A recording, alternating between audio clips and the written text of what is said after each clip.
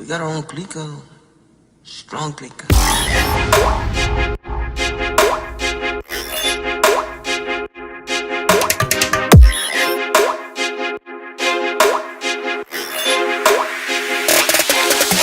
Say why they pick the rugged man for that beat. Techno with the best flow, head go deep as the King 88 retro. Don't sleep, bullet hole in your chest so you nah, fuck that. Took deceivers, vote in the liars. They separate us and they never unite us. They brainwash children, hypnotizers. They break in your house and they slice your tires. They won't fight them, the lone Viking. They don't like them, they drone strike them. They duplicate them, they clone biting. They poison the crop. Nah, fuck that. Daylight age up the daisy rapping. I'ma flip it like a mousetrap, game contraption. Insane in the brain with the chain reaction. It's the same on the train, every chain.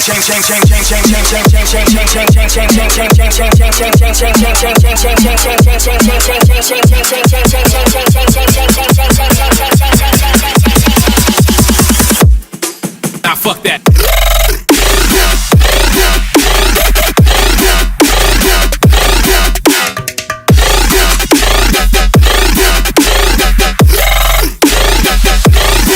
Nah, fuck that. Chris from the Clika Podcast. I'm sitting here with Blaqout. We're here at the Catch One at BassDeep, right? BassDeep, that's the one. That's it, right here. So tell me about yourself, man. Tell everybody, tell the world about yourself. Yeah, so my name's Lance Dean. I go by Blaqout. Produce dubstep. Tried to venture off into some other styles for a second, but really at the end of the day, it's always been just heavy, aggressive, dark dubstep. I keep it super aggressive, high energy, get everybody moving. Headbanging as much as I do. In fact, sometimes I've actually, 3 different occasions, I've actually busted my forehead on the, like there's the mixer and the decks. The mixer's always metal, like right there. Yeah. And I've actually knocked my forehead open on it, headbanging. So I hope everyone headbangs just as much, but not just as much at the same time. Be a little safe. Just be a little Yeah, safe. Be safe with it, yeah. If you're gonna headbang that much, wear a helmet.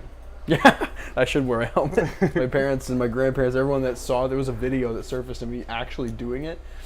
And they were like, yeah, you have to wear a helmet now. And I'm like, no. See, if you did the whole dead mouth thing, you would have been safe. Yeah. Just break the helmet, not the head.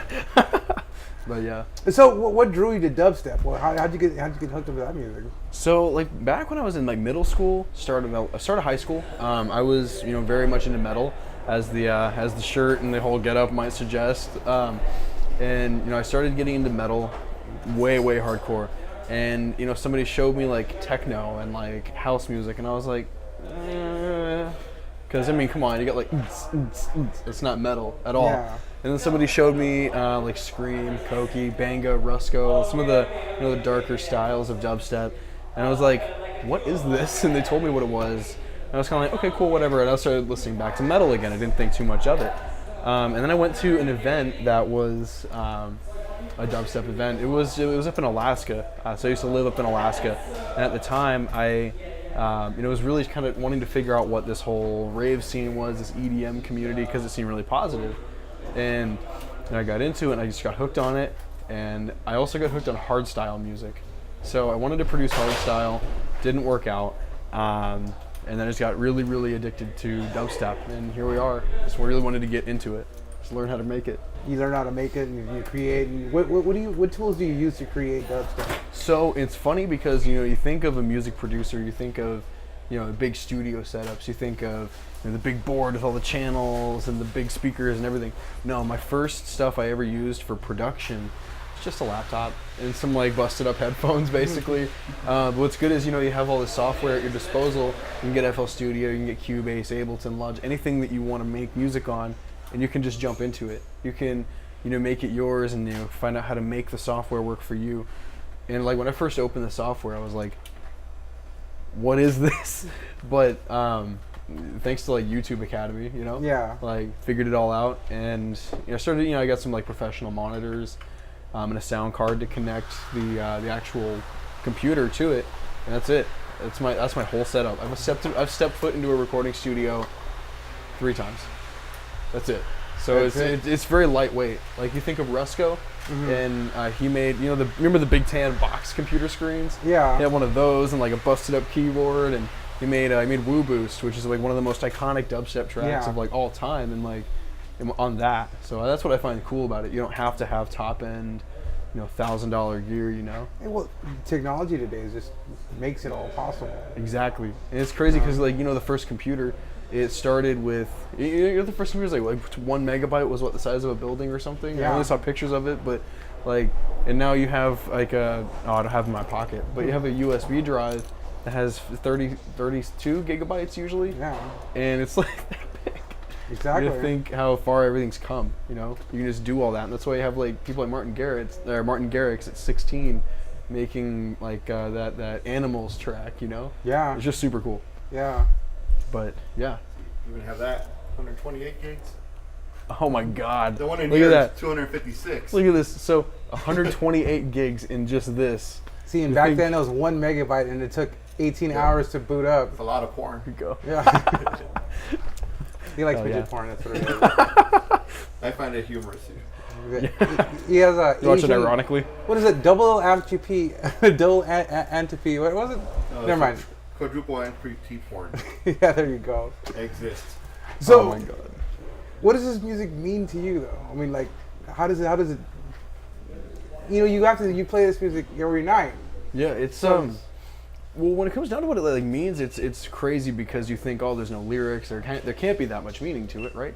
No, there's the musicality. I mean, like making like dirty sounds, like getting complex with it, making something that's unique that no one's really doing. Like if you try to make like really unique sounds with synthesizers and other plugins, that's cool. But I think like the different like elements that you really put into it, the timing of things, because you know you get some DJs who, you know, they'll put way more percussion, or producers they put more percussion into their stuff, and then people that put more synthesizing, and it's like you can really start with that blank slate and just whatever's up in your head, whatever you're feeling in the moment.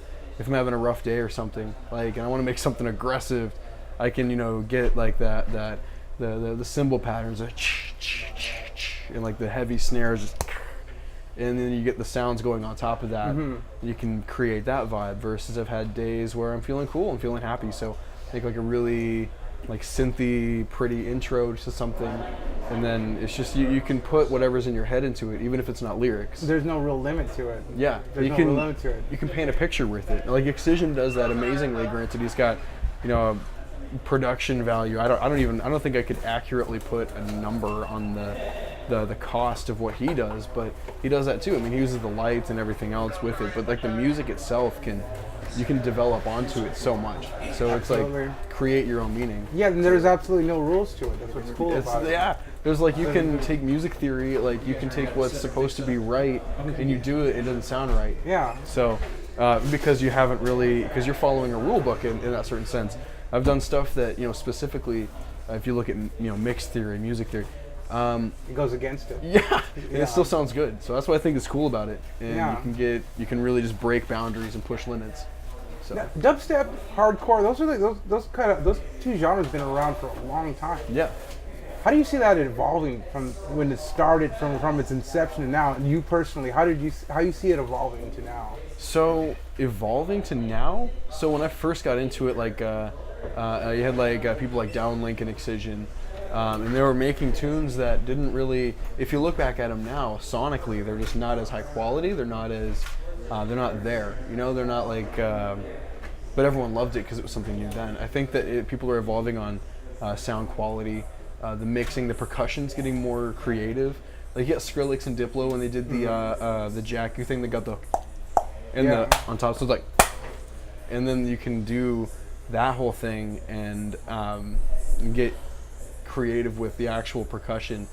And people like with Serum coming out, or X4 Serum, you can get more creative with the actual like synth sounds. You can make just stuff that, like E-Craze, for example, E-Craze and Graphite have made some of the synths that they don't make sense. Like you try to make something like that in Massive, like which is like the synth that everyone kind of used beforehand, and it would never sound like that. So it's evolving in the sense that It's evolving sonically then. yeah, it's getting more in depth. People are getting more more creative, and it's like it used to be just 16 bars of an intro and then a drop that lasted like 64 bars. That's why everyone started saying that dubstep's repetitive. So like, and people are getting like Wooly, for example, he's got like 48 bar intros, and you put like a rap verse onto it. He even had Travis Richter of From First to Last do like a guitar riff on one of his tracks, and they're starting to fuse other elements from different genres, and that's like amazing. That's like my bread and butter right there.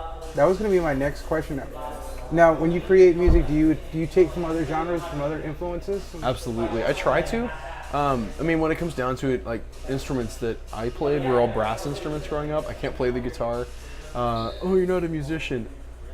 No, but No, it's everybody here's a musician. exactly, and it's like you can take elements from anything. Like even like I think it's Grizz that plays the trumpet in his sets. Yeah. And like, or I don't know if it's Grizz, because there's Grammatic, there's Big Gigantic, and then there's Grizz.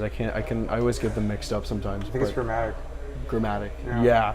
But you know they do that, and then there's this artist Filibuster, from St. Louis, he plays trombone in his sets.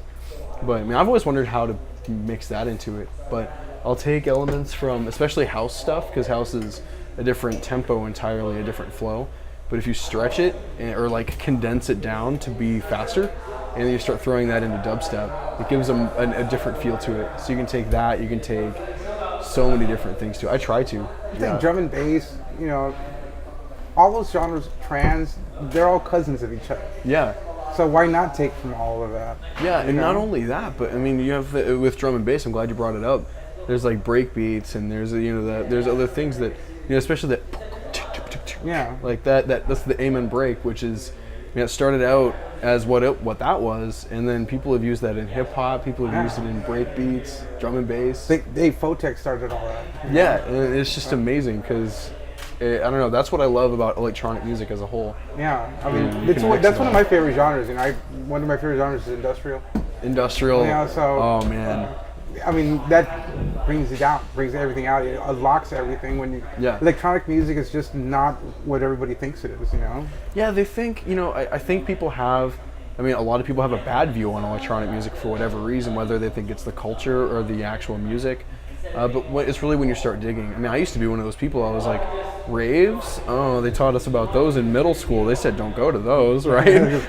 Stay away from those drugs, kids. Stay away from the drug. But like, there's a whole musical culture behind it, and a whole movement of people who go there. Much like when someone goes to like a Slipknot show or something. Like, they want to go there to have a good time. And it's a camaraderie. It's a camaraderie. And being a punker kid in LA and going to my first rave, it's so welcoming, Everybody there is so welcoming. That's what's cool about EDM music.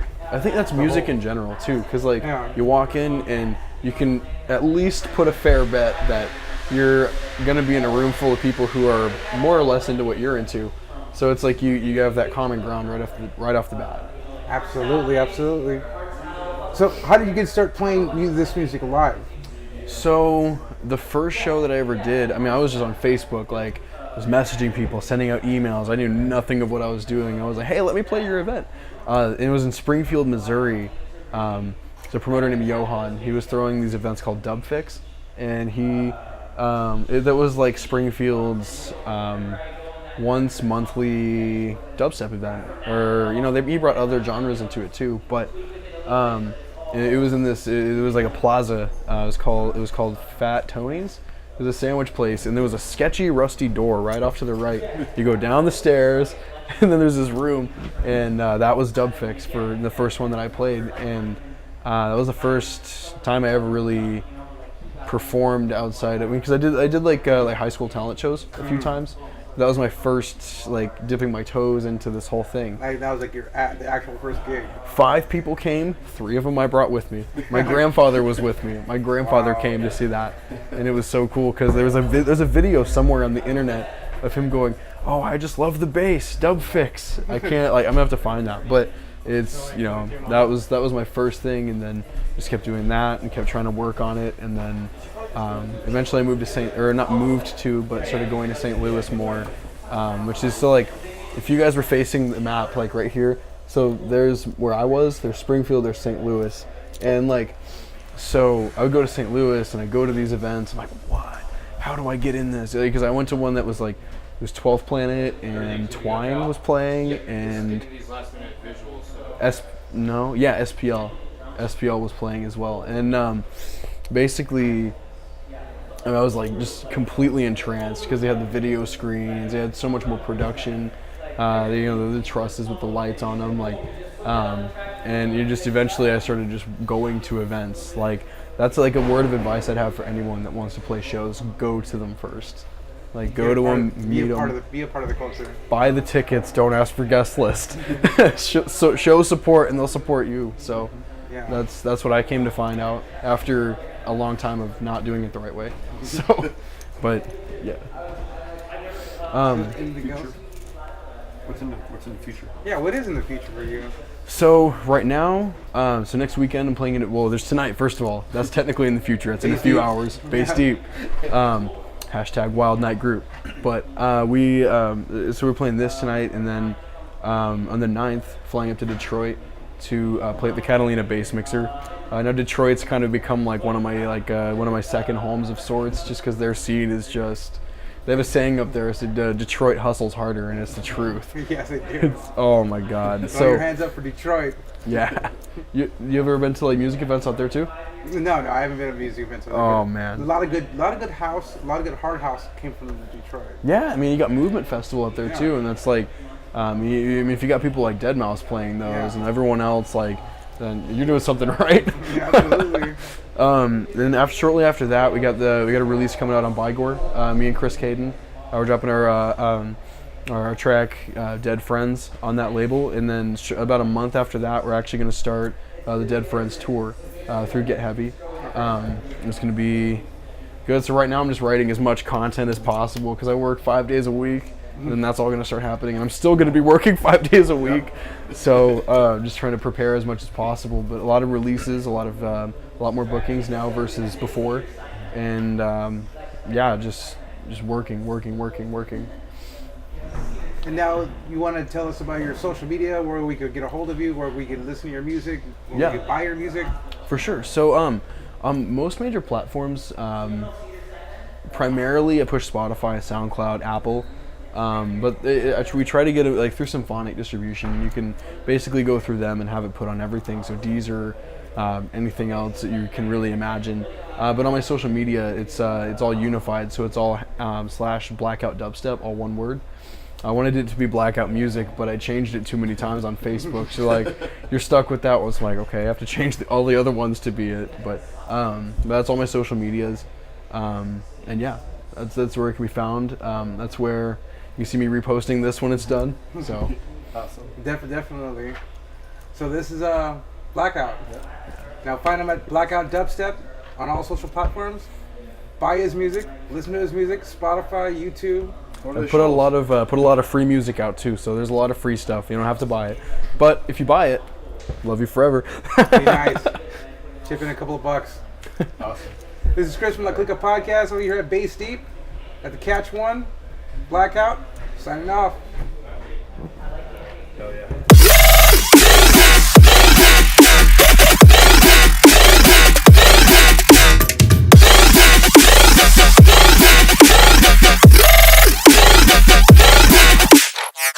Fuck that.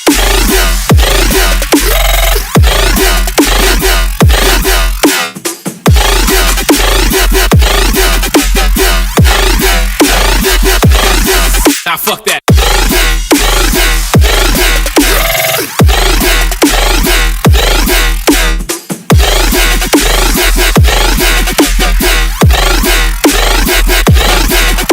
It's a heart attack, come back acrobatic. It's a rapping classic like the 5 Jurassic. What it boiled down to, they never crown you. They try to clown you, but nah, fuck that. Talk your name down, they try to doubt you. I take the kingdom, it's with or without you. The NWO congregation, the one world leadership, stop the nation. I live my whole life for confrontation. The combination of an abomination and a military state gun confiscation. They wiretapping you. Nah, fuck that. Obligation to the operation, the cult leadership, world domination. Eddie Murphy said he put the bookie in your butt. Alligator radiator, put a boat.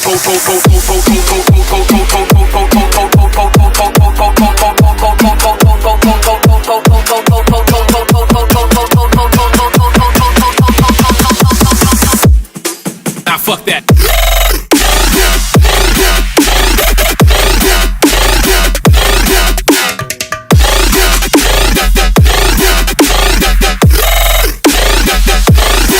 Nah, fuck that.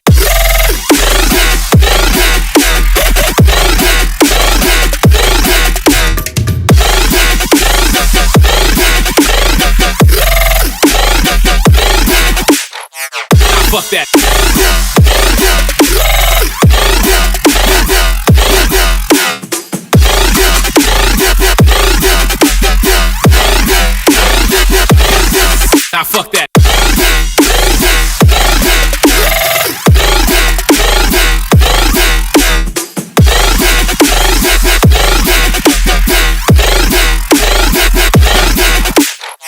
Still recording. Cool.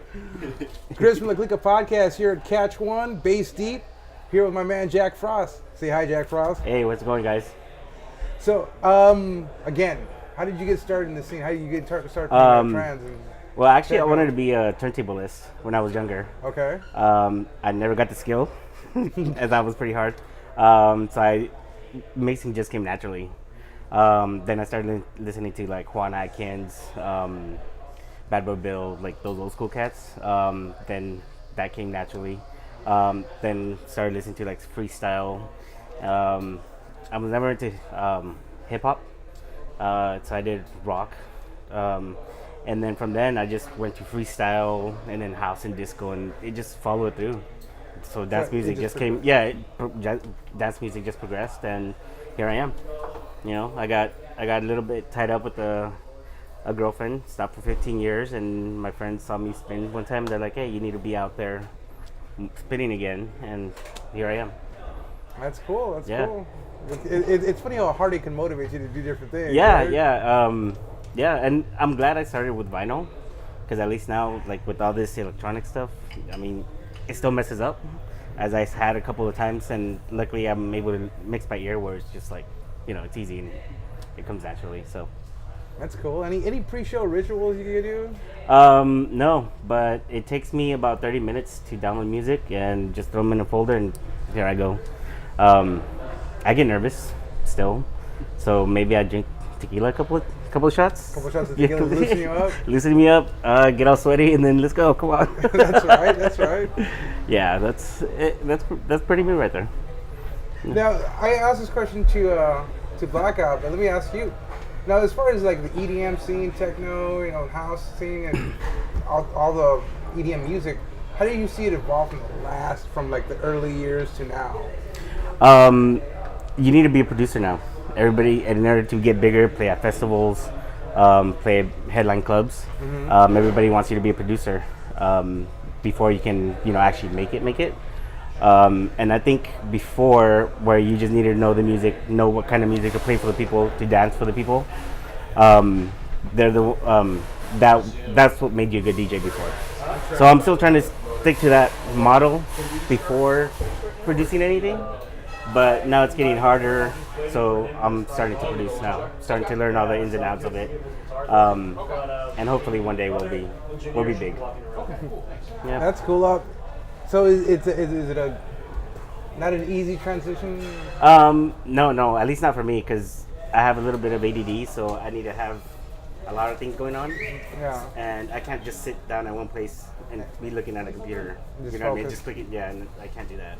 And I think that's what's holding me back a lot. Yeah. It's something that you'll overcome. I mean, I hope so. Yeah. you just gotta keep Keep going. Keep going. Yeah, just sit on. I need to glue my ass to the chair and they're like, yes. So what are your influences? For trance, when I started listening to trance, it was Paul Van Dyke. Then you have Ferry Corsten, you have Paul Oakenfold, a lot of old school cats. Even with house DJs like Roger Sanchez, Armand Van Helden, those were some of my house influences. Juan Atkins, like I said. Who else? I forgot the other guy's name, but he did the whistle song. I forgot what his name was. But he passed away. He passed away recently, maybe like 2 years ago. I think I know who you're talking about. I just don't remember his Yeah, name either. it's Frankie Bones. Okay, yeah. Yeah, him. He was one of the. Oh, and breakbeats. I like breakbeats too. So yeah, I like a lot of stuff like that. Are those styles? Do they influence you in your style? Yeah, because I like my sets to flow, whether from genre to genre. As long as it flows and people are moving and it doesn't stop. People from dancing, that's what I like. Like you have the dubstep where it's beat, then you stop for a while, and then beat, you stop again. No, that's not me. That's, you know what I mean? That's like headbanger music. I guess. But that's not me at all. And you just wanted to be continuous. Yeah, continuous motion flow, keep dancing. I mean, I'll give you a break here and there, but dancing out most of the night. That's cool. That's how I grew up. I grew up going to Monster Massive and all those shows. So Monster Massive. I remember coming down here for Massive 2003, and that was a good one. I think that was the first one that they had, from what I remember.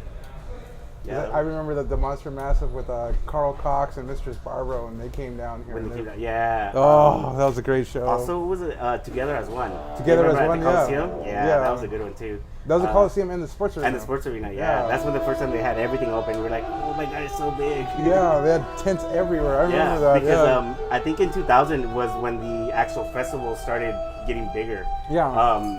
So in San Jose, they had Metropolis. And then they brought Cyberfest over to the Fresno Arena, or Fresno Fairgrounds. And those were huge. And then after that, they just started getting big. So like the local raves, they're still around, you just gotta find them out, you know what I mean? And they're more sanctioned now, so they're not really raves anymore, but it is what it is. It's weird that you mention that, is because it seems that EDM as a whole has become more mainstream. Yeah. And more acceptable to the masses. Now. Yeah, I think before it wasn't accepted because it was something delinquents went to go do. Yeah. And then they saw people doing drugs and getting all fucked up. But I don't remember a lot of deaths back then, like there is now. You know what I mean? Yeah. Back then, everybody was smaller. They weren't sanctioned. Yeah, cops would make you get out, and you had to chase from van to van and hop onto another location. But those were the days. Yes, they were. Yeah. Yes, they you were. don't have to carry no more crates anymore with the vinyl.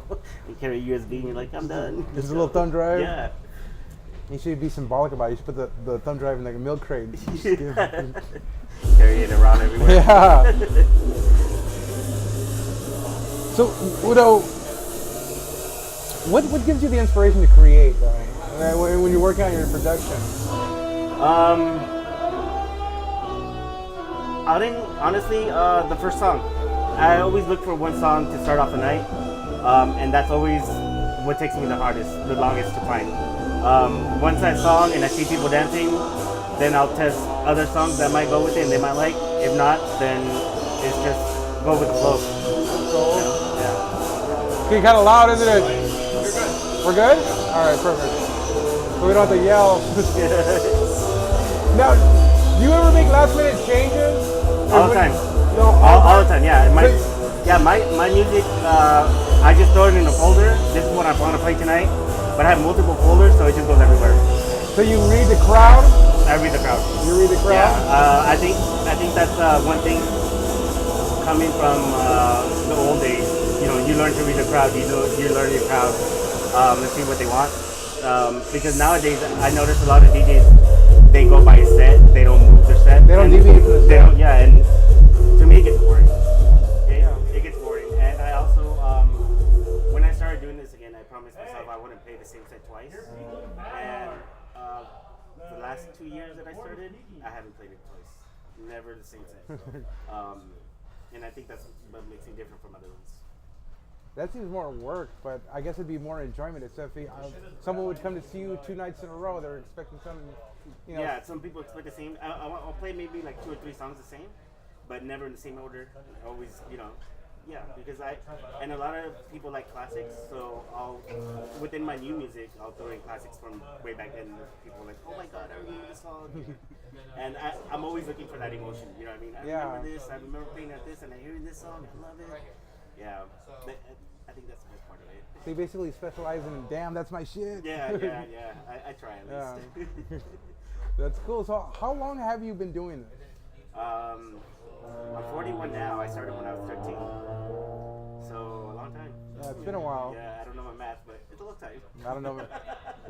We're not mathematicians here. No, so How you doing, man? Very good. Thank you so much for having me on your show. These guys like a lot of our content that we put out, so I'm all about Los Angeles, and you guys are all about Los Angeles. I figured, hey, maybe you guys come on down, interview some of the DJs, and everybody else that's involved. So thank you very much for being here as our guest tonight. Well, tell us a little bit about Wyld Nyte. Well, it's funny. I've been in the music business for 12 years. Initially, I started off like in the rock and roll business, developing bands and stuff. And I've always been a big fan of EDM as well. For a while, I did 5K Color Fun Run, which was a good time as well.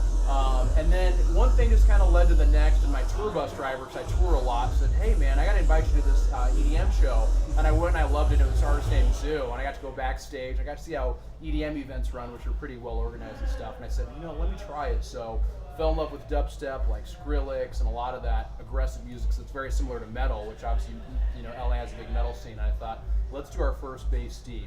Really focus on using this as a platform, not only for artists to get better, but obviously for media people like yourself, and obviously me too. So that's kind of where we're at. That's cool. So, Wyld Nyte is basically EDM, an EDM Yeah, it's production? definitely an EDM production company. We definitely focus on live events.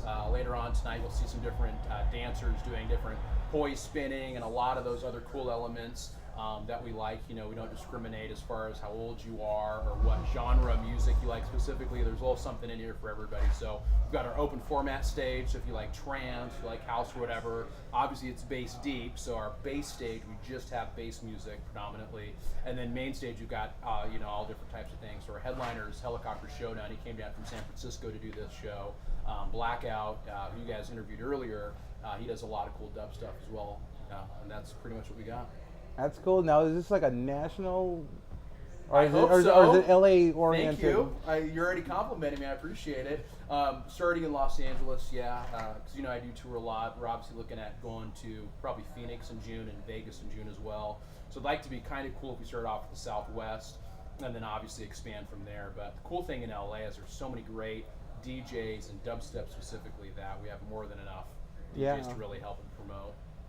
That's cool. And this has been going on for how long, This is our first event, believe it or not. Really? So yeah, so I took all my years of experience, and now we're gonna have over 300 people here. So I don't know if I'm really smart or if you guys are really smart, but somehow we're gonna pull it off. Well, I wish you the best of luck tonight, man. For sure, absolutely. You guys gonna stick around for a while? Yeah. We're gonna videotape the event. Absolutely. We're gonna get as much pictures. We're trying to get as much content as possible. Yes. Excellent. What's in store in the future?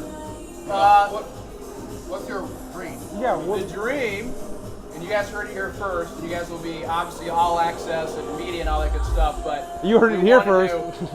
We want to do, BassDeep is going to be kind of like our AAA league, you know what I mean? Kind of where our DJs are getting built up to be great. And then in the summer in Long Beach, down at the Queen Mary, we're going to have called Wyld, WYLD Fest, and that's where it's going to be a big, huge festival. So this is, obviously our first, we're not even to the playoffs yet, but we're kind of building this right now, and then obviously that'll be the big grand fiesta. The World Series. Yes, when we get there. So Yeah. that's the game plan and vision. That's pretty cool, man. That's pretty cool. Well, I'm happy to have you on. Thank you very much. Looking forward to it. First event of Wyld Nyte. It's Yes. going to be a great one. Yes. BassDeep, Catch One, Clika Podcast. Trevor, Yes. nice That's to meet a you. pleasure.